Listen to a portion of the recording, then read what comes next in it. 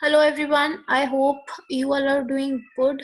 सो आज की वीडियो में हम पूरा जो प्रोसीजर है एमकॉम एडमिशन का, कितने सीट्स हैं और क्या न्यू सिलेबस है, ये मोस्ट इम्पॉर्टेंट है कि न्यू सिलेबस क्या है और क्या डिवीजन किया गया है।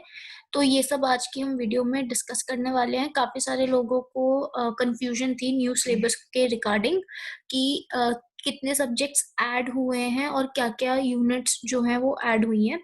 तो किसी को लग रहा है ऑडिटिंग ऐड हुआ है, किसी को लग रहा है जीएसटी ऐड हुआ है।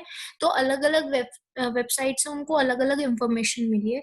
तो हम ऐसा करते हैं कि जो ऑफिशियल वेबसाइट है डिपार्टमेंट ऑफ कॉमर्स की, उसी पे जाके चेक करेंगे कि क्या-क्या जो सिलेबस है उन लोगों ने ऐड किया है, इंस्टेड ऑफ जो ये दूसरी वेबसाइट्स हैं जिनका सोर्स जो है वो इतना रिलायबल नहीं है, उन पे ना जाके डायरेक्ट हम जो कॉमर्स की डिपार्टमेंट ऑफ कॉमर्स की वेबसाइट है उस पे चेक करेंगे कि क्या है। सो यस, ये है डिपार्टमेंट ऑफ कॉमर्स की वेबसाइट। तो हम इसी पे चेक करेंगे कि क्या सिलेबस जो है इस साल का है।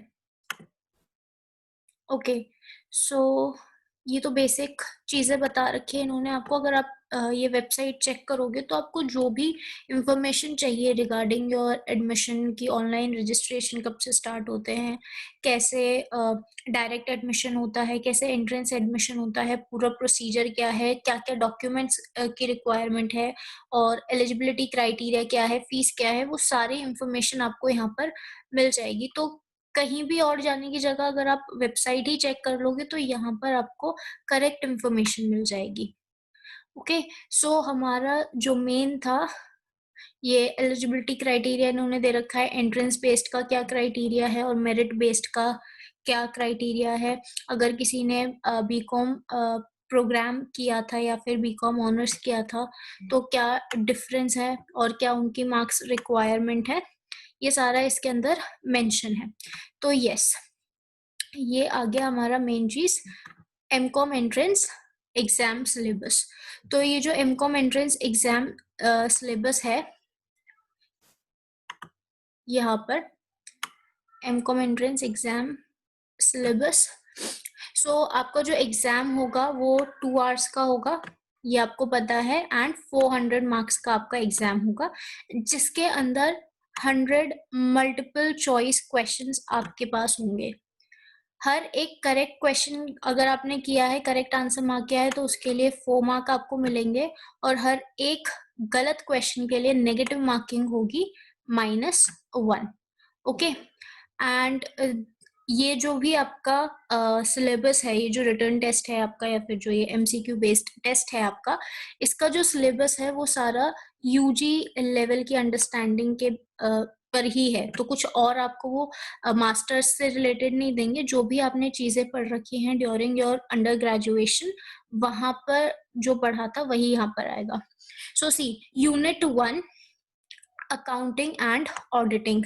सो ये जो ऑडिटिंग वाला पार्ट है ये अभी ऐड हुआ है, पहले ऑडिटिंग नहीं था, पहले खाली अकाउंटिंग था, जिसके अंदर की फाइनेंशियल अकाउंटिंग पहले भी था, कॉर्पोरेट अकाउंटिंग ये भी पहले था, कॉस्ट एंड मैनेजमेंट अकाउंटिंग ये भी पहले था आपका, और अब एक न्यू चीज आ गई है, वो है ऑडिटिंग। उसके बाद है you have business statistics, business mathematics and taxation including GST. So see, taxation पहले कुछ ऐसे था कि इनकम टैक्स ही था, जीएसटी नहीं था, तो इस बार टैक्सेशन एंड जीएसटी दोनों आ गए हैं। टैक्सेशन में मतलब जीएसटी भी इंक्लूड है, सिर्फ इनकम टैक्स नहीं है। Then you have economics. तो इकोनॉमिक्स का तो ऑलमोस्ट सेम सा ही है, माइक्रो इको पहले भी था, मैक्रो भी था, and Indian economy and recent developments भी आपका पहले से था। उसके बाद है आपके पास मैनेजमेंट। तो ये सारी चीजें पहले भी थी, जनरल मैनेजमेंट जो बेसिक्स रहते हैं आपके मैनेजमेंट के, वो सब चीजें पहले भी थी, बिजनेस लॉ भी था, कंपनी लॉ भी था। ये जो चीज है कॉर्पोरेट गवर्नेंस एंड एंटरप्रेन्योरशिप, ये पहले नहीं था, ये इसी साल आया है। तो corporate governance and entrepreneurship unit 4।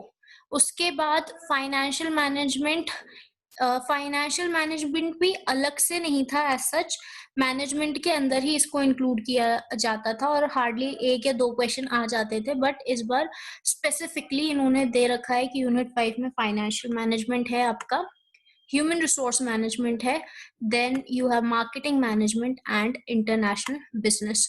तो पहले के मुकाबले देखा जाए तो काफी ज्यादा जो सिलेबस है वो इंक्रीज हो गया है, एंड जो अब वेटेज है तो 5 यूनिट्स कैरी इक्वल वेट्स, तो मतलब कि हर एक यूनिट आपकी 20 मार्क्स की है। पहले आपके पास 4 यूनिट्स थी तो वो थी आपके पास 25 की, पर अब आपके पास 5 यूनिट्स हैं तो आपके मार्क्स बनते हैं पर यूनिट 20 मार्क्स। तो अब आपको किस तरीके से पढ़ाई करनी है, और जो बुक मैंने आपको पहले रिकमेंड की थी वो अभी भी काम की है आपके या नहीं, वो सारी चीजों के बारे में। तो सी, बुक का कुछ सब्जेक्ट्स ऐड हुए हैं, तो वो वाला पार्ट फॉर एग्जांपल यूनिट 5, ये वाला पार्ट उसके अंदर नहीं होगा बुक के अंदर।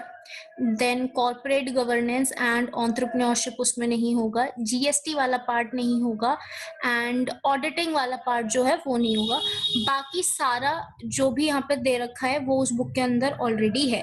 तो आपको जो अलग से प्रिपेयर करना होगा वो करना पड़ेगा आपको फाइनेंशियल मैनेजमेंट के लिए, एचआरएम के लिए, मार्केटिंग मैनेजमेंट के लिए और आईबी के लिए, एंड प्लस जीएसटी हो गया एंड दीज 2 सब्जेक्ट्स।